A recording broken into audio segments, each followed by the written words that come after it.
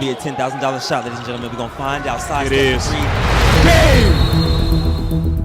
Well.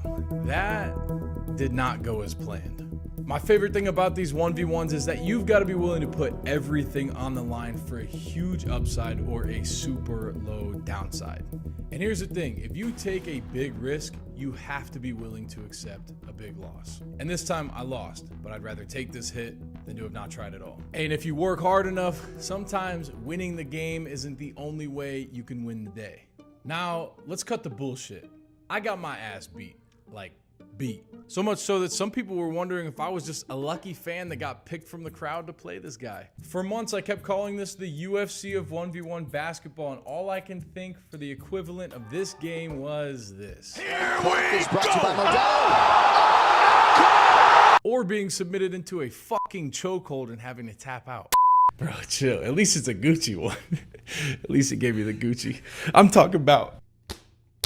Now you might be wondering, what is going through my head? What do I do next? What am I gonna do next? What are my plans? How do you bounce back? And the only thing I can do is just get in the gym, work on my game, get in some more ones, make some more content, and just keep being myself. Look, to me, this one game does not define me. I have some huge wins against some great names. I've got some bad losses. This is just a bad loss.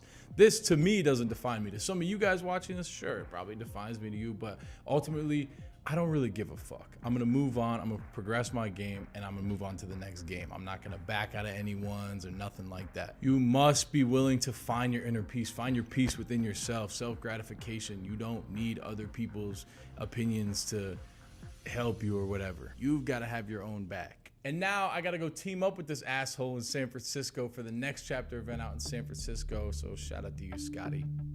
Now, about the game itself, I never back down from adversity. I mean, I enjoy adversity, if you will. I mean, I feel like my entire life has been me facing adversity over and over again, and this is just another minor setback for a major comeback. I don't really think I played like myself. Ultimately, I barely squared up to the basket. I didn't really throw many jab steps. I didn't use any counters, and ultimately my flow was completely disrupted, and that's a testament to Nas. I do not have any excuses for how the game went. Me as a man, I am taking full accountability for that because I said what I said for months preparing for this game. So what am I gonna say now? Nothing. Sign the fucking contract. Yeah, how'd that work out for you? And a message to my opponent besides fuck you is congratulations. I actually hope this win transcends you into new heights in this space specifically because I believe in the 1v1 community and I believe in what we can grow on TNC. As one of the owners of the company, I am super grateful that you and I got to kickstart this entire industry off with a monumental night. And yes, I got the belt on my own platform. All seriousness though, good work, good luck, and I'm looking forward to seeing you in pay-per-view too. As for the fans, and I'm talking about the true supporters out there, I just want to say thank you guys so much for supporting us.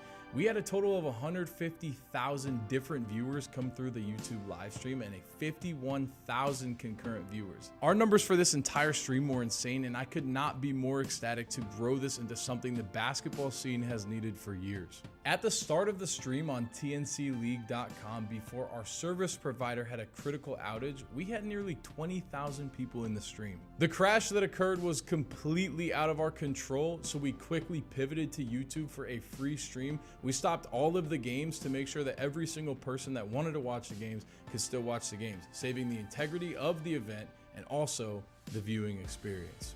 God truly does have a plan for everything because despite all of that happening, we nearly generated $350,000 in one day from one event.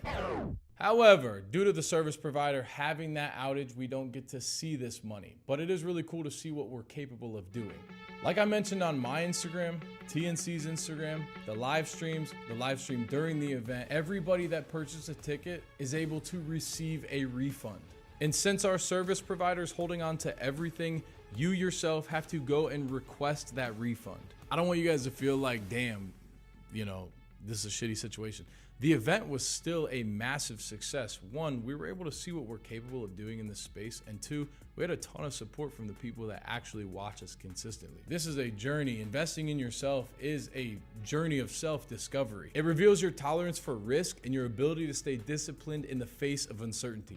The money that we were supposed to make was going to help us further expand this community, doing more showcases, hosting more events, doing more live streams, traveling around. Now, we're still going to, but this definitely sets us back a lot further than we expected to be. Because sadly, with what happened with the stream and issuing these refunds, we literally don't have the funds to do it. But we're gonna work for it. This is what we've been doing forever. I truly think that the stream not working is a blessing in disguise. There's so many people that were just not gonna buy the $20 ticket to watch the pay-per-view on tncleague.com that ended up watching it for free on YouTube. So not only like did we get to have way more people see it, but everybody that did see it got to see the quality that we are trying to produce with these. And we're not fucking around, honestly. Like we really want this to be the UFC of 1v1 basketball. And you look at the UFC, they are the pinnacle for the possibilities of this. As shitty as the game was for myself, I can't help but look back at this and not just like look at all the positives.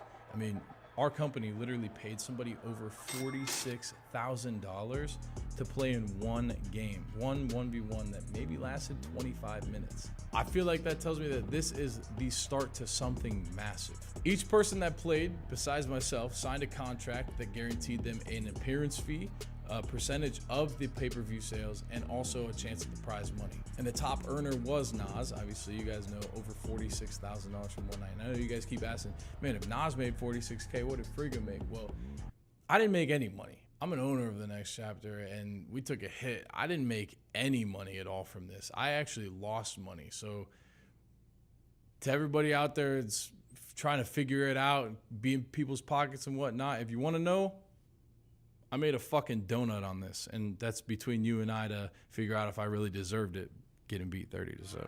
But nonetheless, other guys that were a part of the event made 17K, 15K, 11,000 for losing. I mean, this just shows the possibilities of what the future holds for real. With all of this being said, I still have a bunch planned out for 2025, world tour, reality show, concept ideas that are fucking insane, and even some more pay-per-views. The future is bright, and the only thing we can do in life, win, lose, draw, is to continue to progress forward and just be better. You can tell a lot about a man by the way they carry themselves after a win and after a loss.